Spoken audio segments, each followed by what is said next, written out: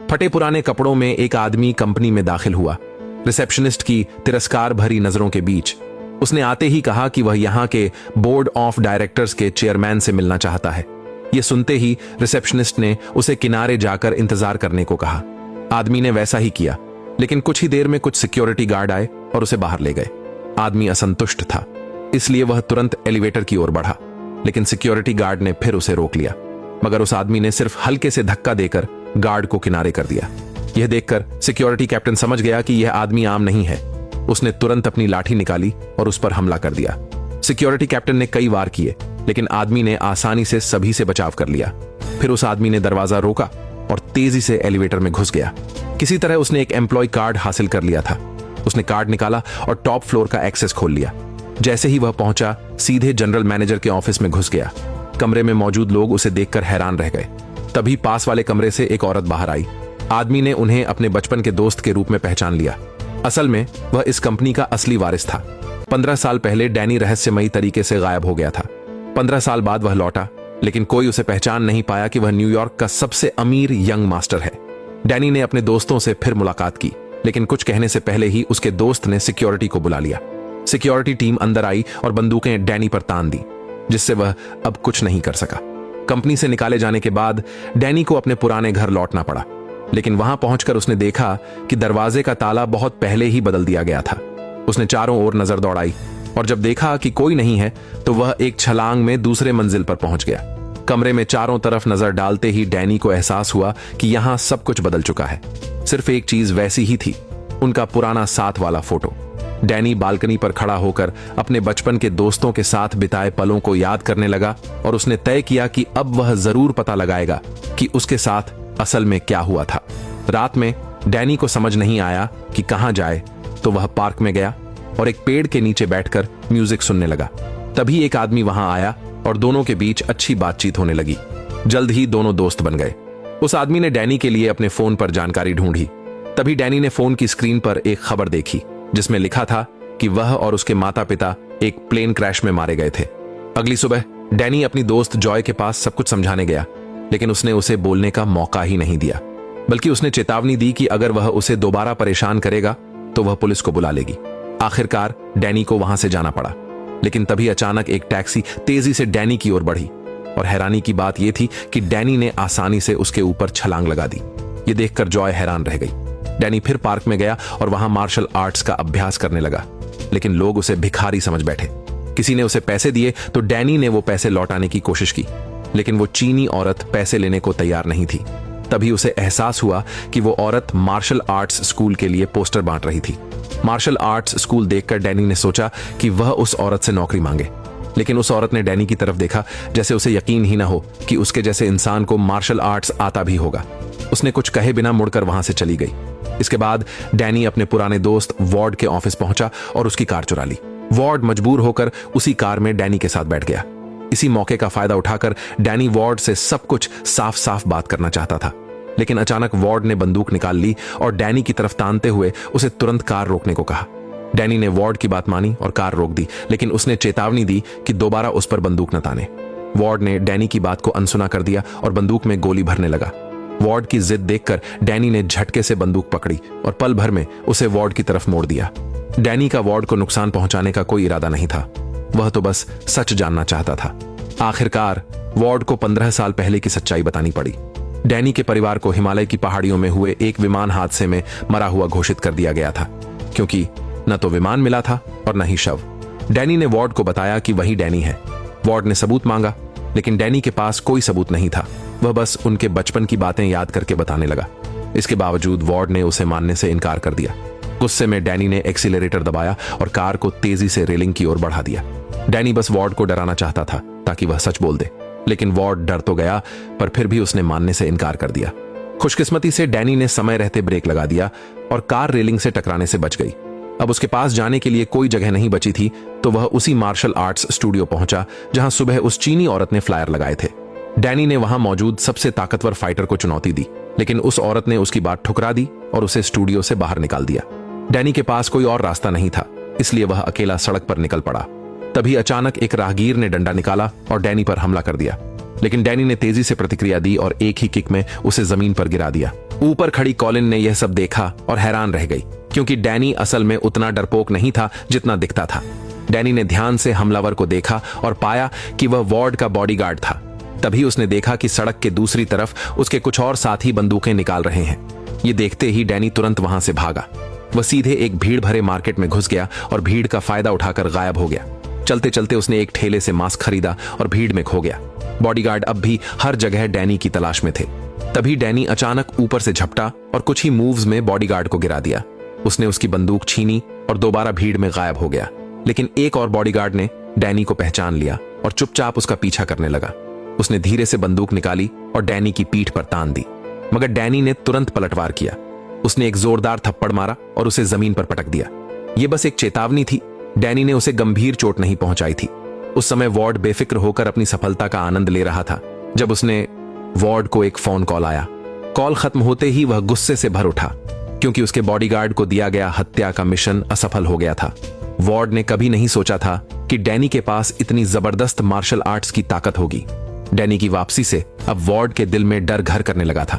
बेचैनी महसूस करते हुए वार्ड एक गुप्त स्थान पर गया। वहां उसकी मुलाकात उसके पिता से हुई। दोनों इस बात पर सहमत थे कि डैनी की असली पहचान किसी भी कीमत पर बाहरी दुनिया को नहीं पता चलनी चाहिए, वरना उनका सारा साम्राज्य खतरे में पड़ जाएगा। उन्हें सबसे ज्यादा चिंता डैनी के माता पिता की थी, क्योंकि अगर डैनी उस प्लेन क्रैश में नहीं मरा था तो इसका मतलब यह भी हो सकता था कि उसके माता पिता भी जिंदा हों, और अगर ऐसा हुआ तो वार्ड और उसके पिता सब कुछ खो देंगे। वार्ड के पिता ने महसूस किया कि वार्ड ने डैनी को बहुत हल्के में लिया है, इसलिए उन्होंने खुद इस मामले को संभालने का फैसला किया। उधर डैनी वापस उसी पार्क में आया जहां वह अक्सर बैठा करता था, लेकिन इस बार उसने अपने एकमात्र दोस्त को पेड़ के नीचे मृत पाया। डैनी ने दुखी होकर अपने दोस्त के ऊपर चादर डाल दी और पछताने लगा कि उसकी वजह से एक निर्दोष की जान चली गई। डैनी, जॉय और वार्ड बचपन के घनिष्ठ दोस्त थे, लेकिन अब वार्ड ने ही डैनी को मारने के लिए लोगों को भेजा था। उस वक्त डैनी को एहसास हुआ कि वह अब वार्ड पर भरोसा नहीं कर सकता। उसने ठान लिया कि वह एक बार फिर जॉय के पास जाएगा ताकि सब कुछ साफ साफ बात कर सके। लेकिन हैरानी की बात यह हुई कि जॉय ने चोरी छिपे डैनी की चाय में नशे की दवा मिला दी। कुछ ही देर में डैनी को चक्कर आने लगे और उसकी नजरें धुंधली पड़ गईं। लेकिन उसी वक्त उसने अंधेरे में वार्ड को बाहर आते देखा। जब डैनी की आंखें खुली तो उसने खुद को एक अस्पताल के बेड से बंधा हुआ पाया। डॉक्टर ने उसे एक सेडेटिव का इंजेक्शन लगाया था। दवा के असर से डैनी की आंखें दोबारा बंद हो गईं और वह फिर से सो गया। जब वह अगली बार जागा तो उसके पास एक डॉक्टर बैठा था। डॉक्टर उससे कुछ देर सामान्य बातें करने लगा, लेकिन अचानक उसने पास रखी एक कांटा, फोर्क उठाई और डैनी पर हमला कर दिया। सौभाग्य से उसी समय कुछ डॉक्टर अंदर आए और उस व्यक्ति को पकड़ लिया। तब पता चला कि वह असली डॉक्टर नहीं था, बल्कि एक पागल मरीज था जो डॉक्टर की कोट पहनकर अभिनय कर रहा था। जब हालात शांत हुए तो असली डॉक्टर ने डैनी से पूछा कि 15 साल पहले उसके साथ क्या हुआ था। डैनी ने बताया कि वह अपने माता पिता के साथ विमान में था, जब अचानक विमान हादसे का शिकार हो गया। उसकी मां ने उसे शांत करने की कोशिश की, लेकिन तभी विमान की छत फट गई और तेज हवा के झोंके से उसकी मां विमान से बाहर जा गिरी। जब डैनी को होश आया तो वह बर्फ से ढके इलाके में विमान की सीट पर पड़ा था और उसके सामने 2 भिक्षु खड़े थे। डॉक्टर को डैनी की कहानी सुनकर यकीन नहीं हुआ, लेकिन उसने ध्यान से सुना और उसकी हालत पर दया भी महसूस की। इसके बाद डॉक्टर ने स्टाफ को कहा कि डैनी को अस्पताल के माहौल से परिचित कराया जाए। तभी डैनी को एहसास हुआ कि यह कोई साधारण अस्पताल नहीं, बल्कि एक मानसिक अस्पताल है। वहां एक बूढ़ा मरीज किसी दूसरे को उकसाने लगा, जिससे वह गुस्से में उठ खड़ा हुआ और उसे सबक सिखाने लगा। तभी डैनी ने हस्तक्षेप किया और सिर्फ एक मुक्के में उस आदमी को गिरा दिया। तभी डैनी को समझ आया कि यहां कुछ तो गड़बड़ है। अचानक कुछ डॉक्टर कमरे में घुस आए। उन्होंने डैनी को पकड़ लिया और फिर से उसे बिस्तर से बांध दिया। इसके साथ ही उसे जबरदस्ती कई तरह की दवाइयां खिलाई गईं। कुछ ही देर में डैनी बेहोशी की हालत में चला गया। थोड़ी देर बाद वही बुजुर्ग मरीज दोबारा उसके पास आया। डैनी ने उससे कहा कि वह यहां से बाहर निकलना चाहता है। बूढ़े आदमी ने कहा कि वह सिर्फ इतना कर सकता है कि डैनी के रिश्तेदारों या दोस्तों को फोन कर दे। फिर उसने धीरे धीरे डैनी की रस्सियां खोली और उसे चुपके से फोन करने के लिए ले गया। डैनी ने कॉलिन को फोन किया और उससे कहा कि वह मानसिक अस्पताल आकर उसे यहां से निकाल ले। कॉलिन ने पूछा कि उसे उसकी मदद क्यों करनी चाहिए। डैनी ने सीधा जवाब दिया, क्योंकि तुम ही एक हो जो मुझे मारना नहीं चाहती। कॉलिन नहीं चाहती थी कि न्यूयॉर्क के सबसे अमीर परिवार से उसकी दुश्मनी हो, किसी ऐसे व्यक्ति की वजह से जिसे वह बस एक बार मिली थी। इसीलिए उसने फोन काट दिया। डैनी निराश हो गया। उसे यह नहीं पता था कि अस्पताल में उसकी हर हरकत पर वार्ड और उसके पिता की नजर थी। डैनी की कहानी सुनने के बाद वार्ड के पिता ने अपने आदमियों को प्लेन क्रैश वाली जगह जांच के लिए भेजा, लेकिन वहां न कोई मंदिर मिला और न ही कोई भिक्षु। डैनी की सभी फोन कॉल्स भी उनकी निगरानी में थीं। वार्ड खुद कॉलिन के मार्शल आर्ट्स स्कूल पहुंचा ताकि उससे डैनी के बारे में जानकारी ले सके, लेकिन कॉलिन ने एक भी बात बताने से इनकार कर दिया। आखिर में वार्ड ने पैसे का लालच दिया। रिश्वत लेने के बाद कॉलिन मानसिक अस्पताल पहुंची। जब डैनी ने कॉलिन को देखा तो उसे लगा कि वह उसे बचाने आई है, लेकिन कॉलिन ने उसके सामने एक दस्तावेज रखा। वो दस्तावेज वार्ड ने उसे साइन करने के लिए भेजा था। वह दस्तावेज यह साबित करने वाला था कि डैनी एक खतरनाक व्यक्ति है जिसे हमेशा के लिए इसी मानसिक अस्पताल में कैद रखा जा सकता है। कॉलिन ने हैरानी से पूछा कि आखिर ऐसा क्यों किया जा रहा है। तब डैनी ने उसे सच्चाई बताई कि उसकी असली पहचान न्यूयॉर्क के सबसे अमीर परिवार के लिए खतरा है, क्योंकि उस विशाल कंपनी की आधी संपत्ति असल में डैनी की ही है। कॉलिन इस झगड़े में शामिल नहीं होना चाहती थी, इसलिए उसने वह दस्तावेज उठाया और वहां से चली गई। जाते जाते डैनी ने उससे आखिरी बार मदद मांगी कि वह एक फाइल बैग जॉय तक पहुंचा दे। कॉलिन जॉय के ऑफिस पहुंची और उसे वो फाइल दे दी। जॉय ने फाइल खोली तो अंदर सिर्फ टॉफियां थीं। टॉफियां देखकर जॉय की आंखों में आंसू आ गए, क्योंकि वही टॉफियां उनके बचपन की यादों से जुड़ी थीं। अब जॉय को यकीन हो गया कि डैनी सचमुच उसका बचपन का सबसे अच्छा दोस्त है। कॉलिन ने साइन किया हुआ दस्तावेज टेबल पर फेंक दिया और जॉय से कहा कि वार्ड को बता देना वह इस कागज पर साइन नहीं करने वाली। तभी वार्ड अंदर आया और उसने कॉलिन को जाते हुए देख लिया। इसी बीच डैनी को अस्पताल से डिस्चार्ज कर दिया गया। डॉक्टर ने उसे कपड़े दिए और कमरे से बाहर ले गया, लेकिन अचानक डॉक्टर उसे एक अंधेरे कमरे में ले गया जहां 3 आदमी उसका इंतजार कर रहे थे, जिनके हाथों में लकड़ी की छड़ें थीं।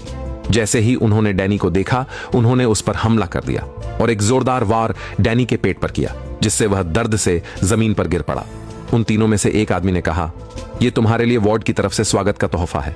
वार्ड, जो कभी डैनी का बचपन का सबसे करीबी दोस्त था, अब वहीं उसकी कंपनी पर कब्जा कर चुका था और उसे मरवाने की कोशिश कर रहा था।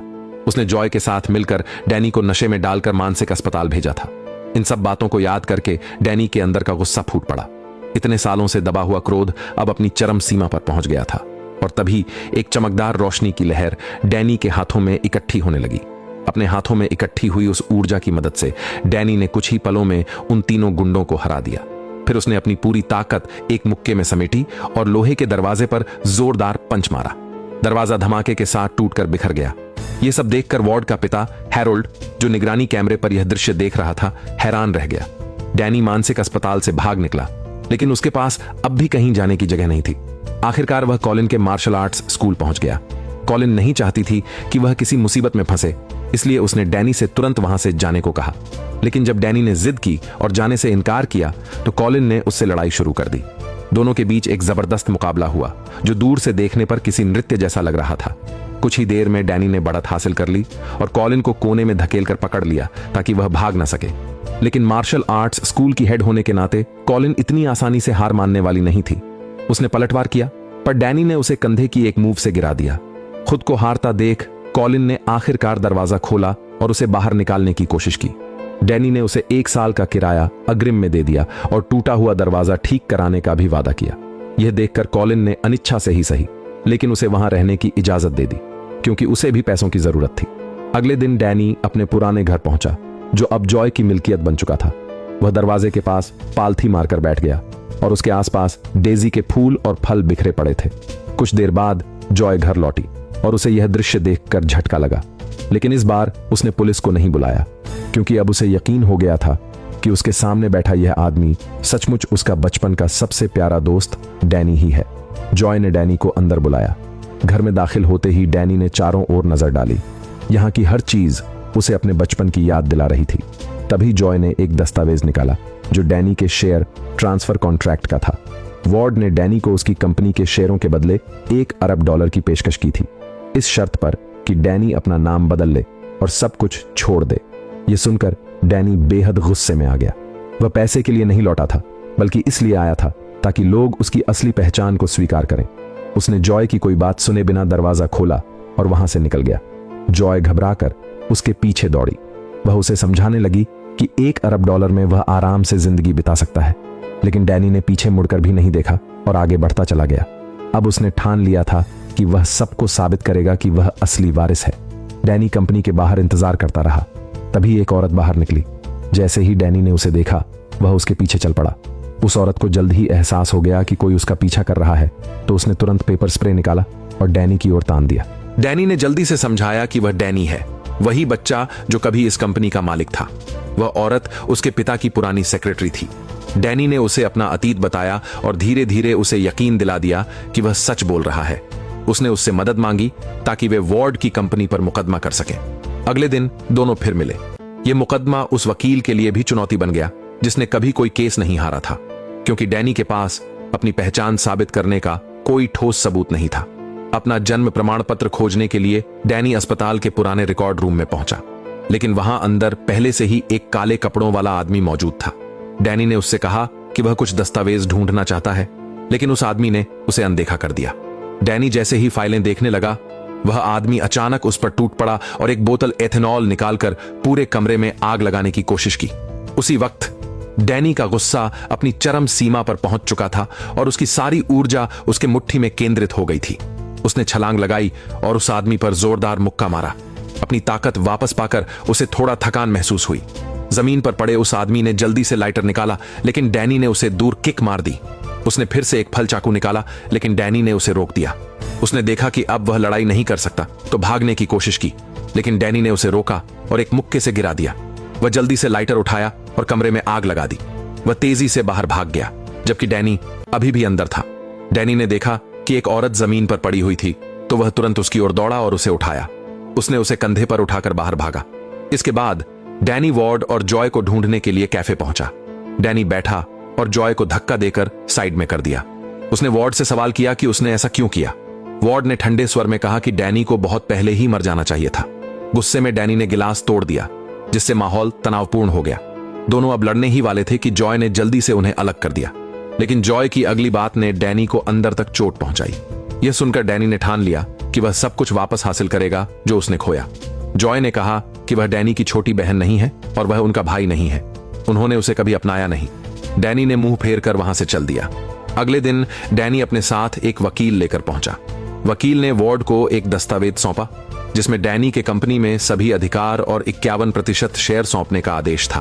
वार्ड सोच रहा था कि डैनी अपनी पहचान साबित भी नहीं कर सकता, लेकिन डैनी का वकील शांतिपूर्वक अपने ब्रीफकेस से एक एशट्रे निकाला और उसे टेबल पर रख दिया। वार्ड ने इसे उठाया और ध्यान से देखा, लेकिन उसे कुछ समझ नहीं आया। डैनी ने वार्ड से कहा कि एशट्रे के नीचे देखें। वहां जॉय के लिए डैनी द्वारा लिखा गया एक विश था।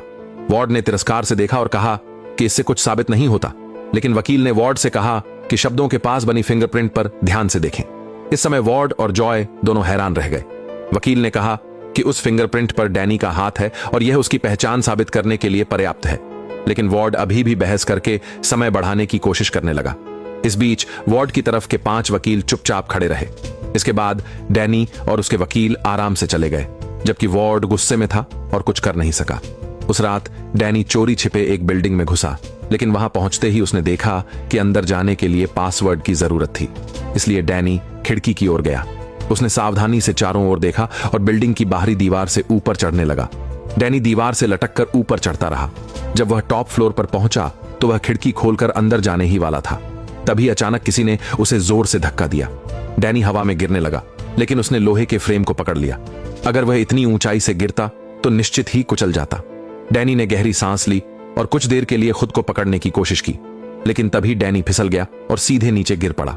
सौभाग्य से नीचे एक कंक्रीट का टुकड़ा बाहर निकला हुआ था, जिसने डैनी का सहारा लिया।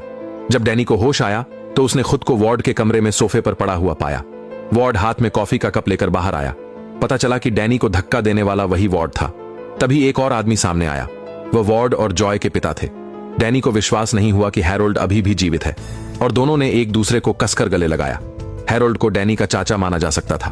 3 साल पहले हैरोल्ड को कैंसर हुआ था और सभी सोच रहे थे कि वह मर चुके हैं, लेकिन अचानक वह आज भी जीवित था। इसके बारे में सिर्फ वार्ड को पता था। हैरोल्ड ने डैनी से कहा कि यह रहस्य बनाए रखे और किसी को न बताए। डैनी ने हैरोल्ड की बात मान ली और फिर वार्ड और डैनी के बीच चल रहे मुकदमे के बारे में हैरोल्ड को बताया। हैरोल्ड ने वार्ड से कहा कि मुकदमा रोक दें और डैनी को असली वारिस के रूप में स्वीकार करे। हैरोल्ड ने वार्ड को मजबूर किया कि वह डैनी की सभी संपत्ति वापस करे। वार्ड जल्दी से विरोध करने खड़ा हुआ, लेकिन हैरोल्ड ने स्पष्ट कर दिया कि यह आदेश है, बातचीत नहीं। वार्ड के पास हैरोल्ड की बात मानने के अलावा कोई विकल्प नहीं था। इसके बाद हैरोल्ड और डैनी ने फिर से गले मिलकर खुशियां मनाई। डैनी को फिर से रैंड परिवार का वारिस घोषित किया गया। डैनी खुशी खुशी एलिवेटर में चला गया। इसके विपरीत वॉर्ड का चेहरा बेहद अप्रिय था। दोनों एलिवेटर में खड़े थे और माहौल अत्यंत तनावपूर्ण था। डैनी ने कभी सोचा भी नहीं था कि वॉर्ड उसे चेतावनी देगा, तुम्हें मेरे पिता के साथ सतर्क रहना होगा। वॉर्ड ने अपनी बात खत्म की और एलिवेटर से बाहर चला गया, पीछे डैनी को हैरान करता चेहरा छोड़कर। अगले दिन डैनी ने साफ सुथरे कपड़े पहने और आत्मविश्वास के साथ कंपनी में कदम रखा। इस समय जॉय को एक समूह जबरदस्ती ले जा रहा था। डैनी को अंदर आता देख जॉय ने मदद के लिए चिल्लाया। डैनी तुरंत आगे बढ़ा, अपहरणकर्ता के पैर को पकड़ा और तोड़ दिया। वॉर्ड ने जल्दी से उसे काबू में किया। अपहरणकर्ताओं ने देखा कि डैनी को मार्शल आर्ट्स आती है, तो उन्होंने अपनी कमर से एक छोटा कुल्हाड़ी निकाला। यह देखकर डैनी ने भी लड़ाई की मुद्रा अपनाई। कुल्हाड़ी लगातार डैनी पर हमला कर रही थी, लेकिन डैनी ने आसानी से उसे टाल दिया।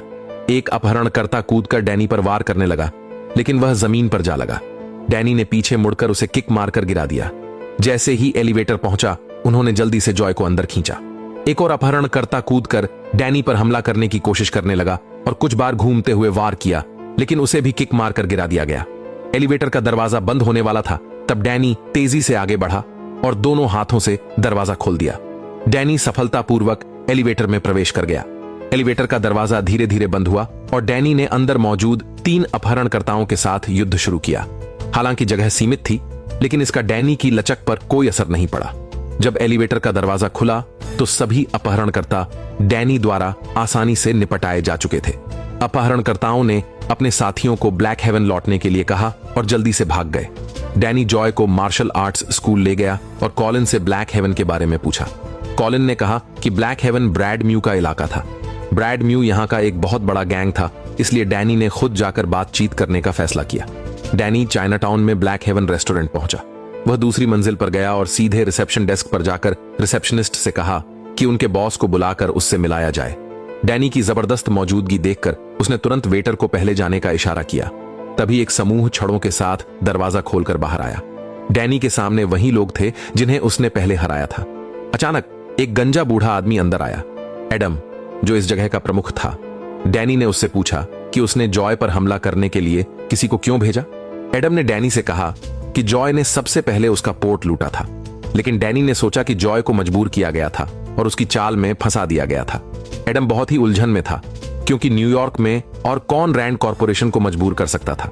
डैनी ने बस एक नाम लिया और एडम स्तब्ध रह गया।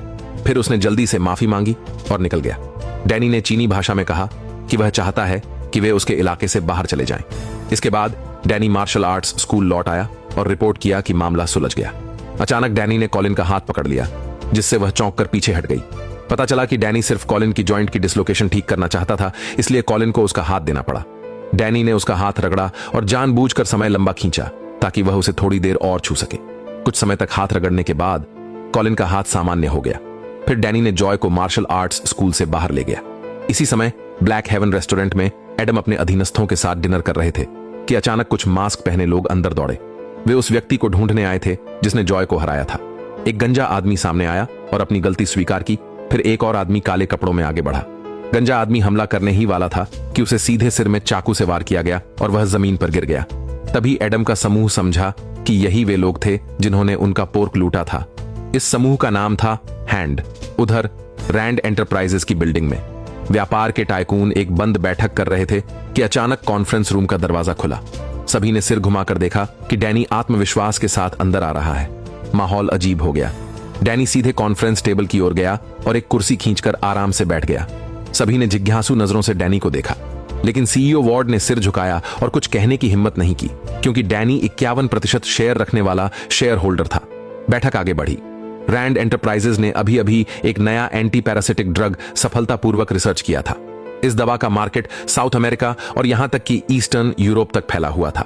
प्रोडक्ट की कीमत तय करते समय एक महिला ने सभी को बताया कि दवा का प्रत्येक वायल बनाने की लागत केवल लगभग $1 है। एक आदमी ने सुझाव दिया कि कीमत $50 रखी जाए ताकि भारी मुनाफा कमाया जा सके। एक आदमी ने कहा कि उसने सोचा कि जीवन रक्षक दवाओं की कीमत इतनी ऊंची नहीं रखनी चाहिए, लेकिन वॉर्ड ने कहा कि यही बिजनेस की दुनिया का तरीका है। डैनी ने घोषणा की कि वह इसे केवल लागत मूल्य पर बेचेगा, जिससे कॉन्फ्रेंस रूम में मौजूद सभी लोग हैरान रह गए। लेकिन किसी की भी हिम्मत नहीं हुई कि वह विरोध करे। डैनी ने दृढ़ता से कहा कि वह दूसरों के दर्द से लाभ नहीं कमा सकता। वॉर्ड ने डैनी को याद दिलाया कि सबसे बड़े शेयर होल्डर के रूप में पहले दिन ज्यादा दिखावा नहीं करना चाहिए, लेकिन डैनी को कोई परवाह नहीं थी। डैनी ने कहा कि वह सबसे बड़ा शेयर होल्डर है, इसलिए उसे निर्णय लेने का अधिकार है। अंत में